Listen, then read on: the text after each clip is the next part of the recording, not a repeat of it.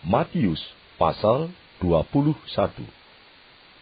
Ketika Yesus dan murid-muridnya telah dekat Yerusalem dan tiba di Betfage yang terletak di Bukit Zaitun, Yesus menyuruh 2 orang muridnya dengan pesan, "Pergilah ke kampung yang di depanmu itu, dan di situ kamu akan segera menemukan seekor keledai betina tertambat dan anaknya ada dekatnya. Lepaskanlah keledai itu, dan bawalah keduanya kepadaku. Dan jikalau ada orang menegur kamu, katakanlah, Tuhan memerlukannya.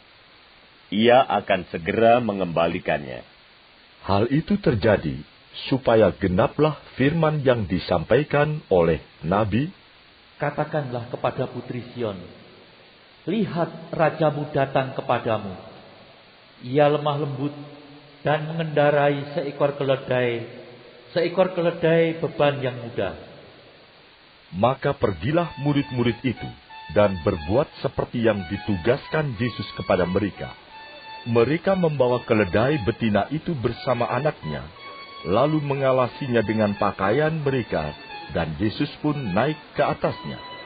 Orang banyak yang sangat besar jumlahnya menghamparkan pakaiannya di jalan. Ada pula yang memotong ranting-ranting dari pohon-pohon dan menyebarkannya di jalan. Dan orang banyak yang berjalan di depan Yesus dan yang mengikutinya dari belakang berseru, katanya, "Hosana bagi anak Daud! Berkatilah dia yang datang dalam nama Tuhan! Hosana di tempat yang maha tinggi!" Dan ketika ia masuk ke Yerusalem, gemparlah seluruh kota itu, dan orang berkata, "Siapakah orang ini?" Dan orang banyak itu menyahut, "Inilah Nabi Yesus dari Nazaret di Galilea." Lalu Yesus masuk ke bait Allah dan mengusir semua orang yang berjual beli di halaman bait Allah. Ia membalikkan meja-meja penukar uang dan bangku-bangku pedagang merpati dan berkata kepada mereka, "Ada tertulis, rumahku akan disebut rumah doa. Tetapi kamu menjadikannya sarang penyamun." Maka datanglah orang-orang buta dan orang-orang timpang kepadanya dalam bait Allah itu, dan mereka disembuhkan. Tetapi ketika imam-imam kepala dan ahli-ahli Taurat melihat mujizat-mujizat yang dibuatnya itu, dan anak-anak yang berseru dalam bait Allah, "Hosana bagi anak Daud!" hati mereka sangat jengkel.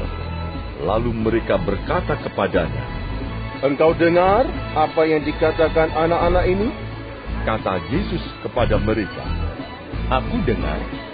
Belum pernahkah kamu baca? Dari mulut bayi-bayi dan anak-anak yang menyusu, engkau telah menyediakan puji-pujian." Lalu ia meninggalkan mereka dan pergi keluar kota ke Betania dan bermalam di situ. Pada pagi-pagi hari, dalam perjalanannya kembali ke kota, Yesus merasa lapar. Dekat jalan, ia melihat pohon ara, lalu pergi ke situ, tetapi ia tidak mendapat apa-apa pada pohon itu selain daun-daun saja.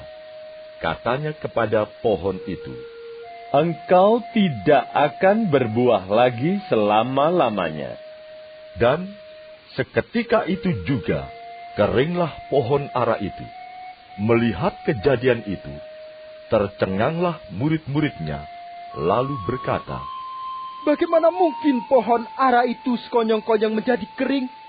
Yesus menjawab mereka, "Aku berkata kepadamu, sesungguhnya jika kamu percaya dan tidak bimbang, kamu bukan saja akan dapat berbuat apa yang kuperbuat dengan pohon ara itu, tetapi juga jikalau kamu berkata kepada gunung ini, beranjaklah dan tercampaklah ke dalam laut, hal itu akan terjadi. Dan apa saja yang kamu minta dalam doa dengan penuh kepercayaan, kamu akan menerimanya."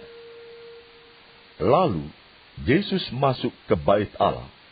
Dan ketika ia mengajar di situ, datanglah imam-imam kepala serta tua-tua bangsa Yahudi kepadanya, dan bertanya, "Dengan kuasa manakah engkau melakukan hal-hal itu? Dan siapakah yang memberikan kuasa itu kepadamu?"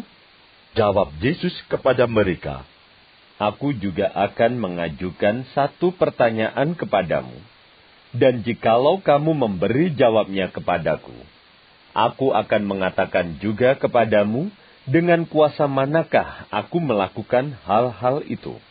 Dari manakah baptisan Yohanes? Dari sorga atau dari manusia? Mereka memperbincangkannya di antara mereka, dan berkata, "Jikalau kita katakan dari surga, ia akan berkata kepada kita, 'Kalau begitu, mengapakah kamu tidak percaya kepadanya?' Tetapi, jikalau kita katakan dari manusia, kita takut kepada orang banyak. Sebab semua orang menganggap Yohanes ini nabi." Lalu mereka menjawab Yesus, "Kami tidak tahu." dan Yesus pun berkata kepada mereka, Jika demikian, aku juga tidak mengatakan kepadamu dengan kuasa manakah aku melakukan hal-hal itu. Tetapi apakah pendapatmu tentang ini? Seorang mempunyai 2 anak laki-laki. Ia pergi kepada anak yang sulung dan berkata, "Anakku, pergi dan bekerjalah hari ini dalam kebun anggur."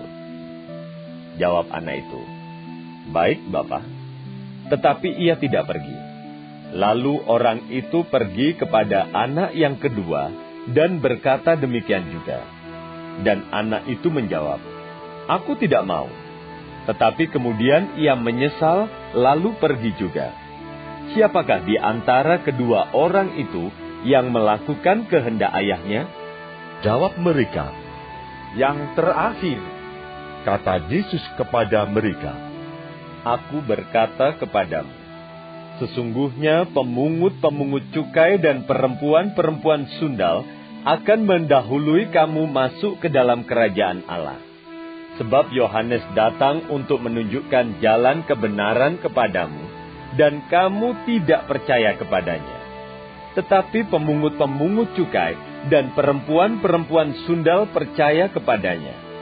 Dan meskipun kamu melihatnya, tetapi kemudian kamu tidak menyesal, dan kamu tidak juga percaya kepadanya. Dengarkanlah suatu perumpamaan yang lain. Adalah seorang tuan tanah membuka kebun anggur dan menanam pagar sekelilingnya. Ia menggali lubang tempat memeras anggur dan mendirikan menara jaga di dalam kebun itu. Kemudian ia menyewakan kebun itu kepada penggarap-penggarap, lalu berangkat ke negeri lain. Ketika hampir tiba musim petik, ia menyuruh hamba-hambanya kepada penggarap-penggarap itu untuk menerima hasil yang menjadi bagiannya. Tetapi penggarap-penggarap itu menangkap hamba-hambanya itu. Mereka memukul yang seorang, membunuh yang lain, dan melempari yang lain pula dengan batu. Kemudian tuan itu menyuruh pula hamba-hamba yang lain, lebih banyak daripada yang semula. Tetapi mereka pun diperlakukan sama seperti kawan-kawan mereka. Akhirnya ia menyuruh anaknya kepada mereka. Katanya, "Anakku akan mereka segani."